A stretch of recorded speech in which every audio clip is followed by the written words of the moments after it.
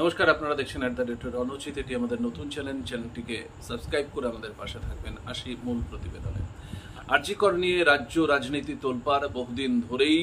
এটার জন্য মানুষ যেভাবে রাস্তায় নেমেছে এবং ধিক্কার জানাচ্ছে এই সরকার প্রশাসনের বিরুদ্ধে, সেখানে সরকারও তাদের মতো করে ব্যবস্থা নিচ্ছে স্কুল কলেজের ছাত্রীদের যাতে, বিশেষ করে স্কুলের ছাত্রছাত্রীরা যাতে এই আন্দোলনে সামিল না হয় তার জন্য তারা তাদের মতো করে চেষ্টা করছে। যাই হোক, কিন্তু 4 দিন পরে যখন সিবিআই এই দায়িত্বভার গ্রহণ করলো আদালতের নির্দেশে, তারপর থেকে আজকে পর্যন্ত, আজকে 28শে আগস্ট, আজকে পর্যন্ত কোনো রকম আমরা বিরাট কিছু ডেভেলপমেন্ট এখনো দেখতে পাইনি।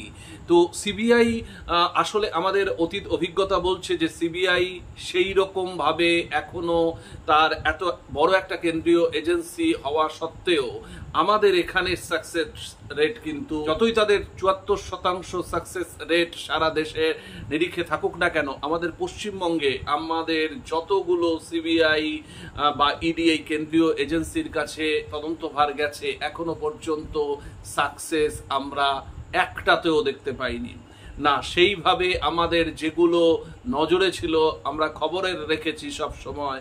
আপনাদের মনে থাকবে যে রবীন্দ্রনাথের নোবেল চুরি থেকে শুরু করে তারপরে বকটুই যে হত্যাকাণ্ড, হাঁসকালি, আপনারা যত সমস্ত এই তদন্ত দুর্নীতি বিষয়ে সারদা নারদা এত বড় স্ক্যাম, সেগুলোর জন্য ইডি বা সিবিআই কোনো সদুত্তর আমাদের সামনে রাখতে পারেনি।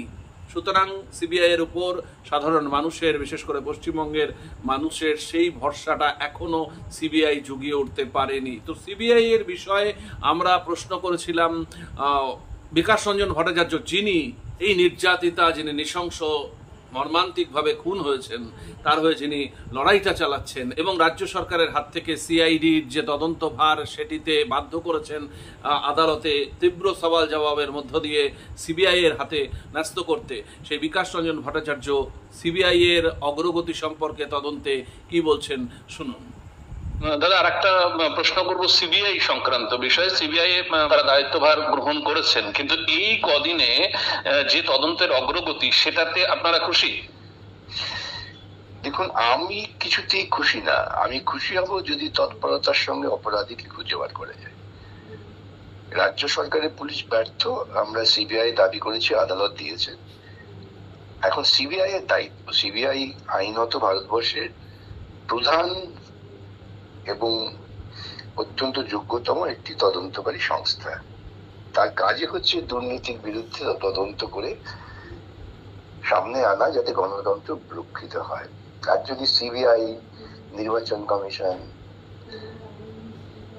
বিচারপতিরা এইসব যদি নিজেদের স্বাধীন সত্তা বজায় না রাখতে পারেন, তাহলে তো গণতন্ত্র চলে যাবে এবং স্বৈরতন্ত্র, সেই স্বৈরতন্ত্র জন্ম দেওয়ার চেষ্টা তো করছেন মমতা এবং মোদী উভয়।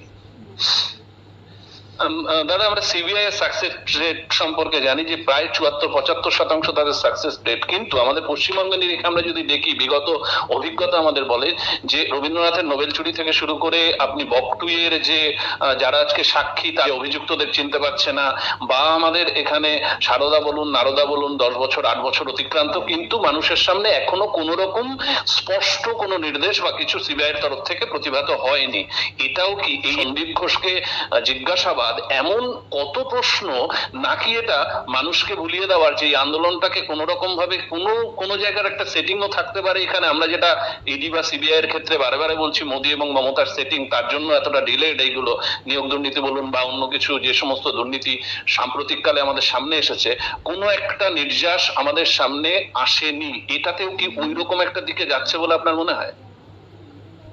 দেখুন, আবারও বলি, মানুষের কাছে অস্ত্র রয়েছে একটা, যে যার আশ্রয় মানুষ নিতে পারেন, এবং গণতান্ত্রিক ব্যবস্থায় সরকারের দায় হচ্ছে এই সমস্ত তদন্তকারী সংস্থা তারা যাতে স্বাধীনভাবে কাজ করেন, রাজনীতির দ্বারা প্রভাবিত না হয়ে, রাজনীতি না, দলবাজির দ্বারা প্রভাবিত না হয়ে।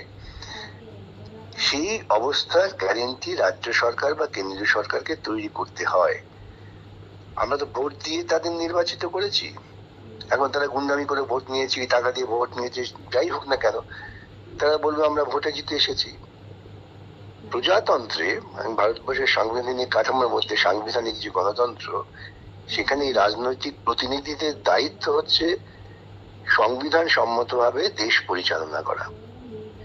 সেই কাজটা এরা করছেন না, এরা প্রশাসনটাকে ব্যবহার করছেন ব্যক্তি স্বার্থে, দুর্নীতির জন্য।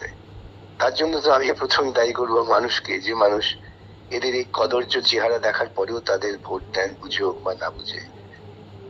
গণতন্ত্রকে রক্ষা করতে গেলে পরে নাগরিকরা একটা স্বাভাবিক দায়িত্ব আছে। যেমন আজকে বহু মানুষ প্রতিবাদ করছেন, স্বতঃপ্রণোদিত হয়ে প্রতিবাদ করছেন, খুব ভালো, ইতিবাচক।